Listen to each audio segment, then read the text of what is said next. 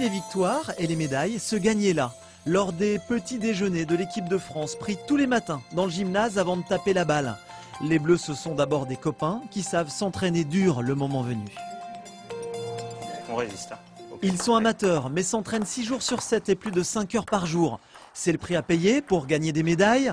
La vitesse de jeu est impressionnante, l'agilité aussi, mais derrière les nations asiatiques, la France fait encore office de petit pousset. Là, l'objectif, c'est vraiment de revenir. On met de gros moyens et de nouvelles structures d'entraînement à disposition de tous les joueurs de l'équipe pour justement permettre d'aller reconquérir notre position mondiale et de remonter sur le podium des meilleures nations en tennis de table. Aux Jeux paralympiques de Londres en 2012, les Bleus ont remporté 7 médailles, mais aucune en or. Avec 3 joueurs classés dans le top 10 mondial aujourd'hui, l'objectif est clair, faire retentir la Marseillaise dans un an à Rio.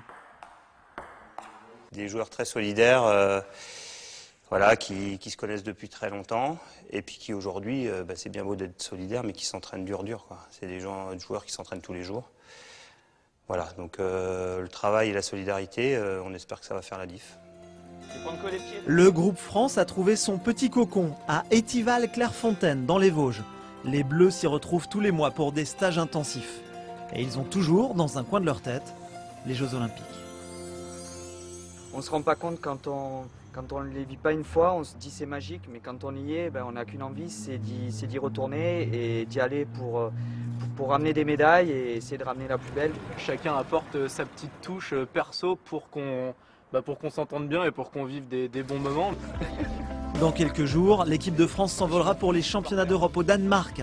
Un vrai test avant le compte à rebours pour Rio, le 8 septembre 2016.